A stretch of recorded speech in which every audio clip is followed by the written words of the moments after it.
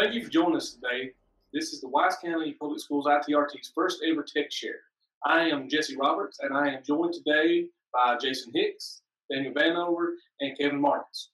We are each going to share a cool piece of technology that we are very excited about. And after our presentation day, we'll stick around because we're going to discuss our upcoming professional developments. And I want to kick it over to Mr. Hicks, and we will get started. Okay, I have a couple of apps and or an app and a device that I would like to share with you. And the first one that we're going to look at is Photomat. Photomat is super cool, and for a person who is never a math guy at all, you can see this app you can scan any kind of equation that you got there. It will work that problem out for you and give you the answer. Not only that, it will also show a student the steps to work that problem as well. And so before we panic out and think we don't want to use this at all, we were able to look in the books forever in the back and get the answer. So it's really not all that new. I actually had a parent tell me this week that I shared them out that this was a middle school parents' homework dream to be able to help their kids with. So pretty neat little app to be able to work, and then it should be able to have a lot of benefits for our parents and their students as well. Next thing that I thought was really cool that stumbled upon is these microscopes now that you can just attach them to a cell phone, or it could even be an older cell phone. It doesn't have to be a working cell phone as far as having a cell service on it, but use these as cameras to be able to look at things. And you can find these, they're very inexpensive. Some of them are, as cheap as under $4. You can get them as they will go up to 150 times. So depending upon what your needs are and those kind of things, these are pretty useful deals, just being inexpensive and coolness factor to be able to use in a science classroom or a life science classroom where you maybe not have a whole lot of microscopes or even access to microscopes. So those are a neat tool to use. Like I said, they're very inexpensive, and if you don't have $3 or $4 or $6 to spend on one, here's an article to use. Take a glass bead and get up to 1,000 times microscope there. So you can find a glass bead for about a penny. So that's the tech share that I want to share with you. A couple of things that are cool, and I'll turn it over to Mr. Vanover. All right. Hey, guys. Got a couple things that really is just awesome to me. One of the things that I want to show you here, and I'll go ahead and share my screen with you. This one is called Typing Club. And what Typing Club does, it is a curriculum for anyone to learn how to type better. So you can start out in kindergarten. They've got lessons that are all the way down to the kindergarten level of just letter recognition if you want. So we can look at, just real quick, their very first lesson comes down to like the F and J keys, and it walks you through, okay, well, you need to type the F key, so you put your finger on the home row keys, and then you type the J key, and it walks the kids through an entire typing curriculum. Now, these are 1,000 or more lessons that are available for kids to be able to type from, and this is totally free for you to be able to set up an account and learn to type using Typing Club. So this is a really, really neat little online web tool that you can use with your students, whether it's just a regular resource for computer lab, or if you wanted to replace your entire keyboard and curriculum, you could use Typing Club, and it would allow you to teach your kids through that. The other one that I was going to show you is an app. It's actually for Android or for iOS, and it's from Google. It's called Photoscan. And what Photoscan does is it allows you to take those pictures that you do not have a digital copy of. So if you have an old picture of your family or something like that, you can take Photoscan and you simply line it up, and it's going to tell you go ahead and snap the picture.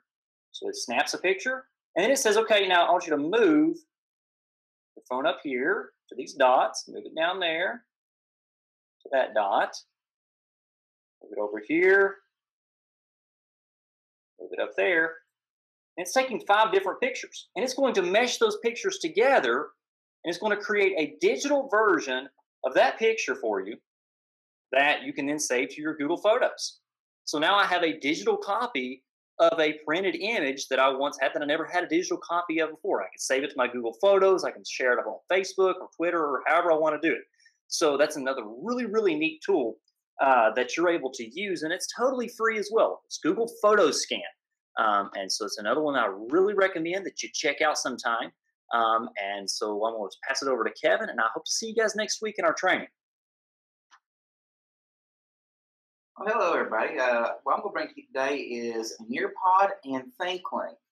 Nearpod, share my screen with you.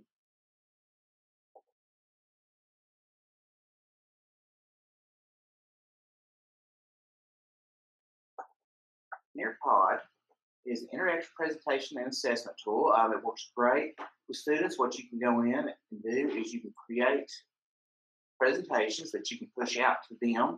They can log in with phones, Chromebooks, whatever device they have. They can see it, you can self-guide it, or you can do it and lead it in the class. You can also go in with this and you can purchase lessons yourself, kind of like Teachers Pay Teachers. Let it come up here, and you can see all the different lessons you can have. Also, if you have any of the Google Cardboards or VR viewers, you can go in and you can get the lessons for the VR and have interactive lessons with the students so you can immerse them directly in what you're studying. It's a great program, easy to use, worth checking out. The other thing I'd like to share with you is ThinkLink. Log in. And let me refresh that. Okay, well, looks like ThinkLink might be down right now. So I'll just go ahead and give you a real quick rundown of what ThinkLink is. ThinkLink allows you to go in and create interactive pictures for the classroom where students can go over and they can hover over certain parts of it and get information. It's a really great way of sharing information with your kids online. So if you get a chance to check it out, sorry that it's gone offline right now when we were going to show this. But I am looking forward to seeing you all next week when we start our professional development services. And we pass right over to Mr. Roberts. Okay, I have two interesting things to share with you today. One is called Open Dyslexic. It is a font for students with dyslexia. It's designed to make it easier for them to read. I'll share my screen and I'll show this to you real quick. And the second one is called the Chrome Music Lab. It's a real neat little thing from Google, from the Chrome, what's it called, Daniel? The Chrome Experiments. Chrome Experiments. There we go. Brain went dead on me for a second. Here is Open Dyslexic. The website I found is just opendyslexic.org. Like I said, it's an open source font, so anybody can download and use it. It includes regular, bold, italicized, and bold, italicized style. So anything that your students are typing or anything you're typing up for students, this would be great for. This would be great for our special needs teachers. The next thing is the Chrome Music Lab. There's many different parts of it. I'm going to show you the rhythm part today. The Chrome Music Lab is a way to introduce students into music. This one right here is rhythm. This is going to teach kids different counts and how to be on rhythm. You have many different instruments to choose from. Here's a drum and a triangle, a snare drum and a bass drum, and some other interesting things. The way it works is you have your bars down here, and you just click on the different sound that you want for each bar. And at the end, you hit play, and it will play that combination for you. That's one way you can do this with students. Here's another one I found that I thought was interesting was this piano icon right here is teaching kids chords on the piano. I am not musically inclined, so this is something I thought was just interesting, just me playing around with, seeing the different chords on the piano. That is all I have for you today. Now, Daniel is going to talk about our upcoming professional developments. We really look forward to doing those for you guys, and we hope to see you next week. All right, so starting next Thursday, we're going to start into our spring professional development season. And these are going to be done on Thursdays, starting at 4:30. So next Thursday, plan on getting an email from us letting you know that we're getting ready to start our online professional development. Now, if you're not familiar with the way we do our online professional development, we run it through YouTube Live. So it is a live stream of one of us teaching you something for about an hour. The great thing about that hour is you're going to get one recertification credit for that hour of professional development. Now, in addition to that, you're also going to be having the opportunity to earn another half of a credit for participating in a module in Google Classroom regarding that training opportunity.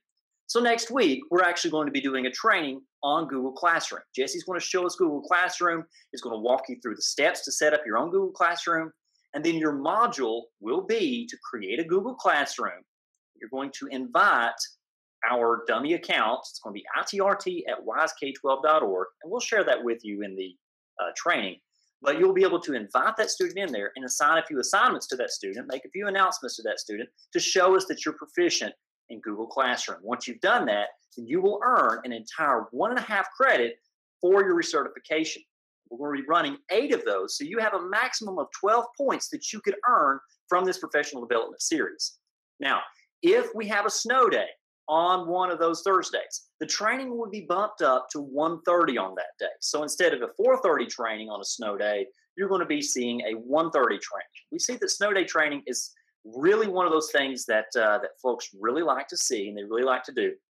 So if you are looking for any work days, you will need to get in touch with your principal. So that's something that you'll need to ask your principal about regarding work days. But if you have any questions about this training, feel free to contact one of us or contact Mr. Kaiser at the technology department, our director, and any of us will be able to help you out with getting into the Google Classroom that we're going to be running this through, or finding the links to the YouTube videos, or simply just using some of this and completing your modules. So we really look forward to seeing you in our training next week, and we hope that you guys have a great day and a great weekend, and we will see you next time. This is Daniel Vanover, Jesse Roberts, Jason Hicks, Kevin Marcus, and this is your Tech Share that we're presenting to you this Friday. So have a great day, and we'll see you next time.